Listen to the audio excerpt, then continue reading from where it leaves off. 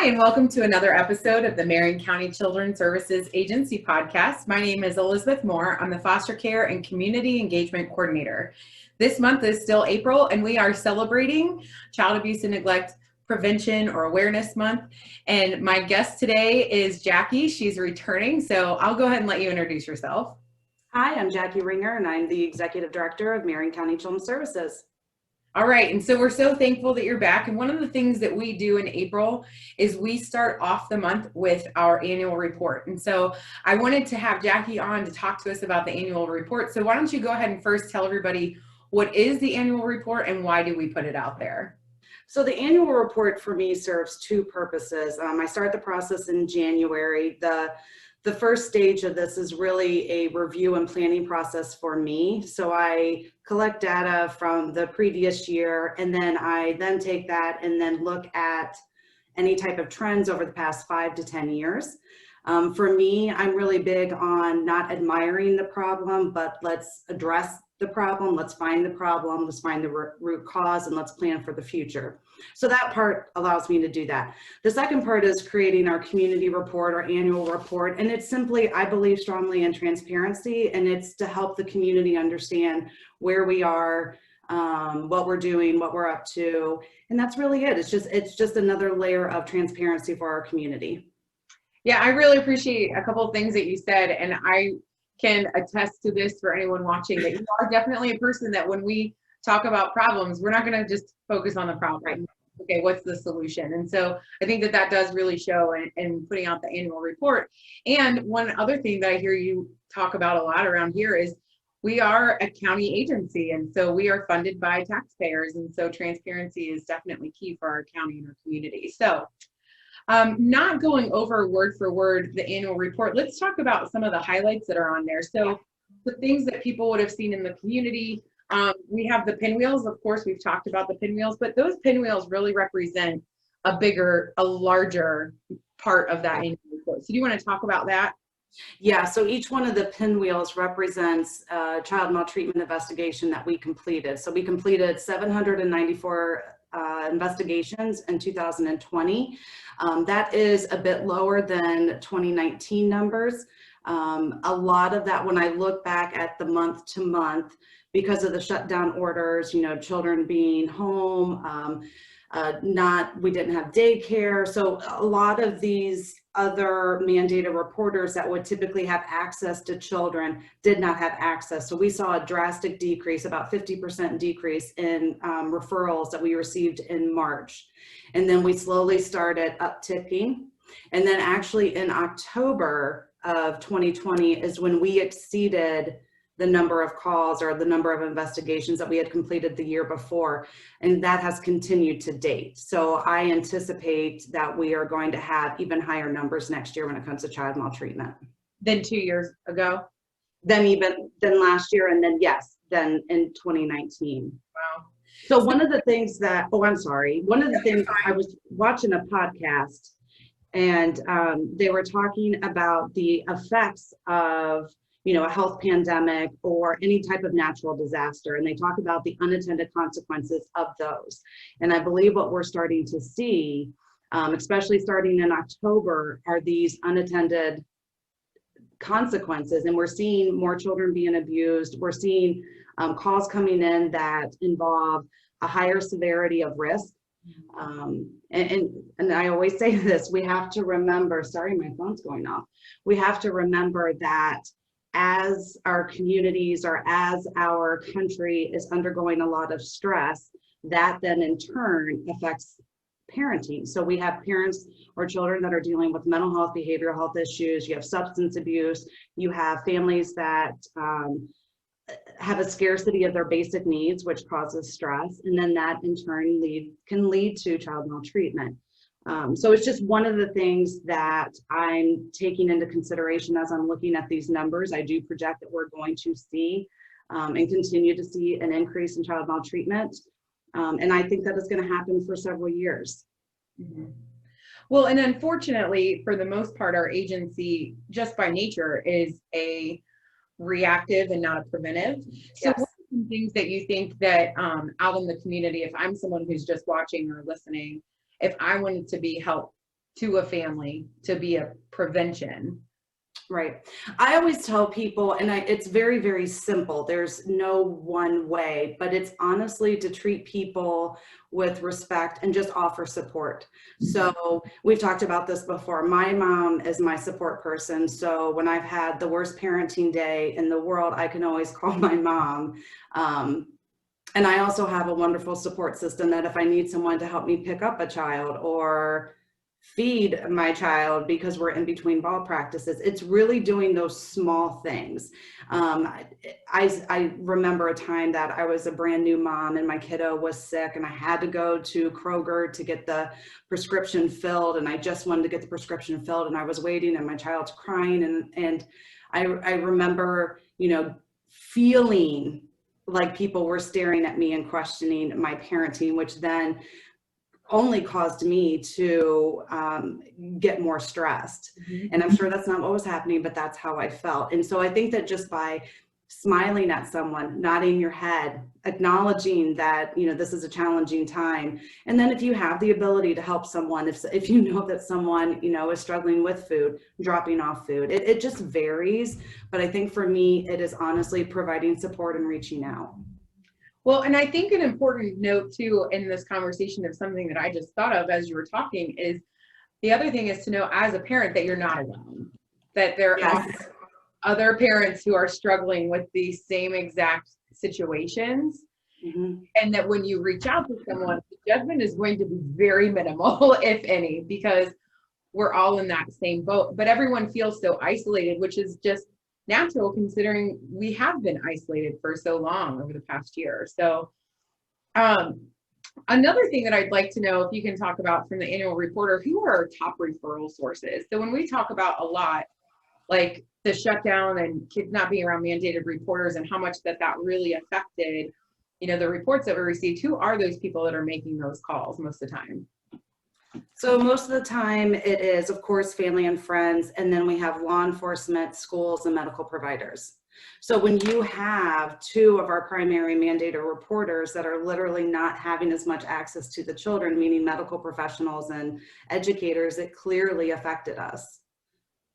Yeah, I think people were probably scared to be around medical professionals if they didn't have to this past year. So, and then of course with the schools shut down. So, and we can put a link to, there is information out there that if you are someone who's still virtually accessing a lot of families, talking to people, and different questions that you can ask people to kind of help them, make sure that they're taking care of themselves, but also so that you can kind of try to assess safety without just coming out and saying like, I want to make sure everyone in your house is safe. So we'll put a link to that also.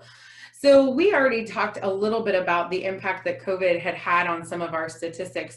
But do you have anything else that you think would be important for people to know about either the impact of COVID that has had on the work that we've done, or even some of those other numbers from that annual report? I don't think that we've touched very much on the podcast at all yet about the foster care and kinship numbers and how those were very different this year. Yeah, so that's definitely one of the things, but I do want to go back to the investigations because we had talked about not admiring the problem, right? Yeah. And so what we were able to implement last year, and I know you've talked about this on previous podcasts, is the accelerated safety analysis protocol. So knowing that we are experiencing an increase in referrals regarding pretty severe safety and risk factors, we need to be prepared for that. And we also need to be prepared for the unintended consequences of COVID. So we entered into a partnership with ODJFS to where which the Ohio Department of Job and Family Services, they have a scoring tool that they use. So on these high risk cases, they will actually assign a reviewer. And what that reviewer does is provide real-time quality review of the case. So they work jointly with the caseworker and the supervisor to discuss, okay, this is what I'm seeing, what are you seeing? Let's put an action plan together just to add an additional layer to the support that we have. And I believe we were only 1 out of 10 counties that were selected to pilot this. So, but I do want to talk about, so what we experienced last year was 296 children required to be removed from their homes and placed in either foster care or kinship care. We have continuously seen those numbers increase over the past 5 years, and last year was no different. While we have successfully reduced our foster care utilization rate, we have increased our kinship care, which is a success for us, because when you're placing a child with someone that they have a relationship with, it's less traumatic to them. Because let's be honest, anytime you're removing a child from their home, regardless of the circumstances, it's extremely traumatic because that's their normal. So when you're placing with someone that they know, they're familiar with the smells of the house, they're familiar with, you know, the unspoken rules, they're familiar with the food, it's less traumatic on the child. So we focused a lot on that, and we were very successful last year with that. And moving forward, we're continuing to look to expand our kinship services. Yeah, I have a moment that's sticking out in my head from a couple of years ago when we had to do a removal, and a child had asked me, do you know this person? Do you know that they're safe? Do you know that they're okay? And I imagine that even in those kinship situations where maybe the child doesn't necessarily have the relationship with that kinship provider, but the parent does, and the parent can say to them, I know them, they're safe, that the amount of, again, we know it's a traumatizing situation, but the amount of just that feeling of security it gives them to know this is someone that my mom, my dad, and my grandma, whoever trusts with my care. And so I think that is a pretty remarkable thing that we've been able to do for kids in Marion. Again, it's still not ideal. You know, we want these kids to be with family, with their family, but we need to make sure that those homes are safe. And so it's good that our workers can, you know, keep working with those families and getting them to a point where, you know, and they work together to get those kids back home. And but in the meantime, they're already safe and they are in those familiar environments. So, well, and I'm really glad that you brought that personal story up, because, you know, it's I hear a lot of people ask me questions, and I hear a lot of people talking about, why didn't you just remove this child? Why didn't you just remove this child? And, you know, we're always juxtaposed because these children love their parents, and it's assessing that safety, the safety and risk of the child with the trauma that a removal can cause. And hearing just that small little excerpt of that story, like that children are scared during that time, and are we doing more damage? Or, you know, it's very challenging. Oh, go ahead. What? No, a huge balancing act, really. Yes, yes. And there's no cookie cut answer. There's no formula that I can put into a database and click send, and it's going to tell me, yes, the child needs to be removed, because this is going to happen. I will say this. So we provide services to not only just the children that had to be, you know, removed from their home and placed either in foster care or kinship care. We also provide in-home services, and that's really where we want the children to be, is in-home. And we provided services to 310 children last year who were in their homes. And so we're working with the families. We develop a plan together with the family, and we help walk them through achieving those goals to reduce the initial risk. Right.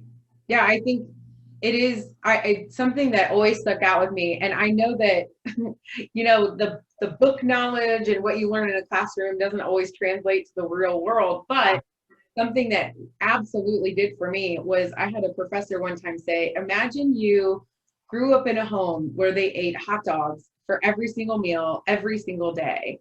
And then how much that would rock your world to go to someone's house and they had hamburgers instead. Yeah. Such a simple little thing that obviously I don't think really happens, but we are used to our comfort zone. And while sometimes our comfort zone is not the right place to be, as adults even, I think everyone knows what it's like to be out of that and how shaken. So to imagine yourself being a child and thinking, this is my safety, and even if we can assess it and say, this is actually not the safest. So it's something that I agree. I mean, obviously, like, with what you're saying, we don't have this simple checklist that's going to tell us if A, B, and C are happening, then the child is safe. But if, you know, D, E, and F are happening, they have to be removed. And wouldn't it be nice if we had something like that? I would love to have the crystal ball so that we could make all the right decisions 100% of the time. Every single time. So, Every single time. Well, is there anything else that you'd like to add about the annual report or any of the other things that we've talked about? I do think that I want to talk about, so we had 8, just simply because a lot of people ask me, 8 children were adopted last year, which is wonderful. Of course, we're hoping to not have the case get to that point, but there are times when that has to happen. So we are so thankful that, you know, 8 children found their forever families. We currently have 14 children in the agency's permanent custody. Not all 14 children are available for adoption because we have the appeals process and whatnot. But I just want to remind the community that thanks to Elizabeth and her advocating, we have included available children on our website. So if you are so compelled to do so, just check out the website. I think Elizabeth is going to put the link. I'm positive she will do that. I'm writing that note right now. Yeah, because we have some lovely children who honestly deserve a forever family. We have some really like amazing kids that, I mean, and this isn't just the like public speak, you know, we have some amazing kids that, man, they deserve the best. And so it would be awesome if we could just get them into, and I would love to see them stay in Marion. They're already connected in this community. They have relationships, they have ties. And I think people get scared about adoption. And as an adoptive parent, if you have any questions, I will have my information and you can absolutely give me a call. And that's what I'm here for, to talk to you about that process. And we are going to have some pre-service classes come up. So now's the time to do it. We have in-person and virtual training. If that's something that you're not, you know, super comfortable coming and sitting in a classroom, we understand that. And so we have options available for sure. So thanks for putting that plug in. No problem. This is the second time you've been on, and the second time you've thrown me a little curveball, like, hey, let's talk about this thing that you love for a second. So I appreciate it. To keep you on your toes. Well, speaking of keeping people on their toes, we do have plenty of time to kind of go over our unscripted questions. So this is Jackie's second time on. However, the first time she was the very first guest, and I felt a little nervous about asking her my unscripted question, but I do have an unscripted question for every guest, and now it will be every single guest who's been on the podcast. So Jacque, what I would like to know, and I think what I'd like for the community to hear, is what is it that keeps you in child protection services? And because you have been here, you have been in it to win it. You're part of the community and, you know, really serving those kids. So I'll give you a second to think about that.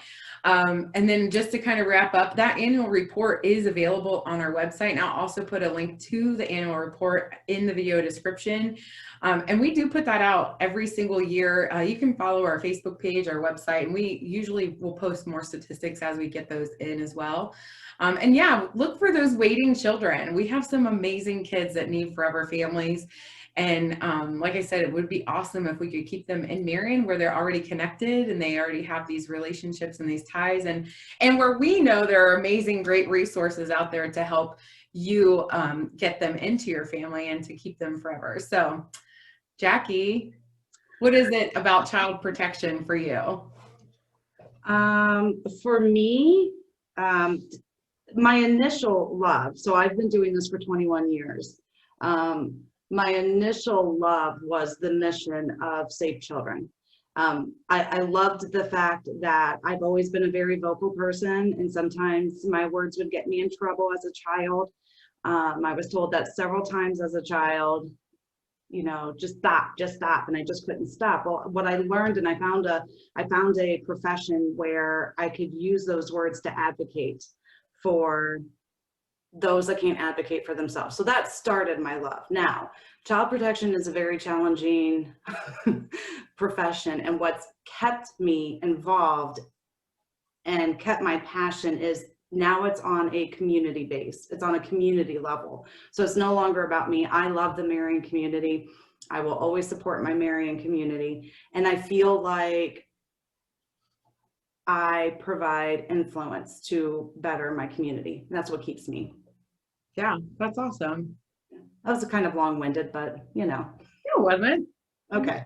Well, that's great. So, well, awesome. Thanks so much for being on. And as always, if you have any questions or any ideas for future episodes, please feel free to shoot me an email, a call. If you have any questions about what it is that we do at the agency, definitely reach out to us. I'm here to speak to you. We really want to, like Jacque said, we're transparent. We are a community organization. We are a county agency, and we are here to serve the people of Marion. So get in touch with us. And as always, have a great week. Thanks. Thanks. Bye.